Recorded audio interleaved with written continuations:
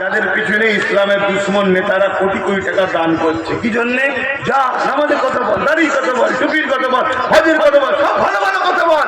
মুসলমান ভাববেন তো আমাদের লোক রে, নামাজের কথা বলছে তো, একটু দাড়ি টুপির কথা বলছে, কিন্তু রাসূলুল্লাহ যে আমাদের ঈমান, নবীর প্রেম আদব যার মধ্যে নেই, সে নামাজ পড়েও জাহান্নামে যাবে, এইটা কিন্তু শোনাচ্ছে না। কয়েকদিন খেয়াল করবেন, উত্তর পেয়ে যাবেন। আবার এই এক দিক দিয়ে আমাদের ঈমান শেষ করেছে, আর এক দিক দিয়ে আমাদের ঈমান কিভাবে শেষ করছে। আবার কিছু লোক আছে তারা বুঝতে পেরে যায় যে না, এই মৌলী সাহেবের সাথে সাথ দেবো না তো। আবার কিছু লোক আছে মৌলী সাহেবদের সাথে সাথই দেয় না, ভালো মৌলী সাহেব আর খারাপ মৌলী সাহেব ধরাই দেয় না। এরকম কিছু খদ্দের মুসলমানদের আছে না? না, সেই মুসলমানগুলো কিভাবে শেষ করবে?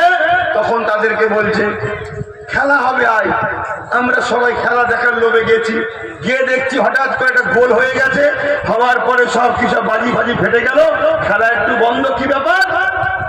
অর্থ উলঙ্গ নারী না আসছে, পলি সাহেবও দেখছি, ইমাম সাহেবও দেখছে, হুজুর সাহেবও দেখছে, সবাই দেখছে।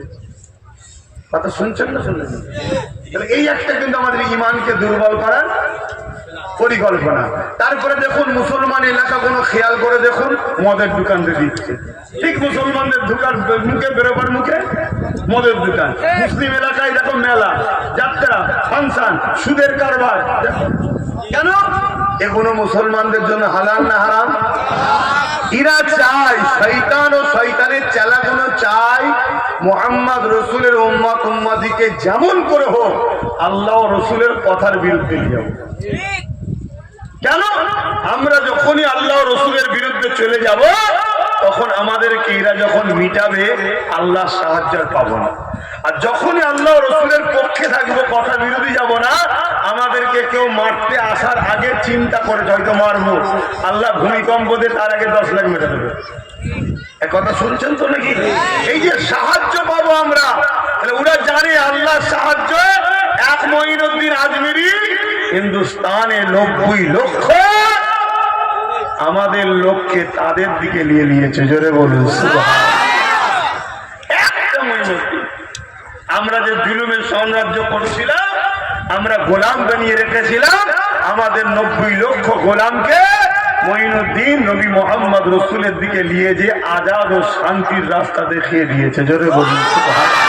আর সেই 90 লক্ষ থেকে আজকে 40, 50, 60 কোটি হয়ে গেছে। জোরে বলুন সুবহানাল্লাহ। আজকে কেউ মঈনুদ্দিন আজমিরির রাস্তায় চলুক এটা চাইবে? হয় গান দিয়ে না যাত্রা দিয়ে যায়, ফাংশন দিয়ে। এবারে কিছু লোক আছে তারা আবার গান যাত্রা ফাংশন বস্তা করলে সব যাই না, তাদেরকে শেষ করে কি হবে? ওই নামাজের নামে, রোজার নামে, দাড়ির নামে, মসজিদের নামে, মাদ্রাসার নামে ডেকে নিয়ে যাচ্ছে। নিয়ে গিয়ে দেখো ওখানে রাসূলুল্লাহকে বাঁধে দিয়ে নবীর যে প্রেম, নবীর যে আদব, নবীর যে আজমত, আমার আল্লাহ কোরআনে যা বলেছে প্রত্যেকটা আয়াতের পিছনে রাসূলুল্লাহ শান মর্যাদার জন্য বলেছে। জোরে বলুন সুবহানাল্লাহ।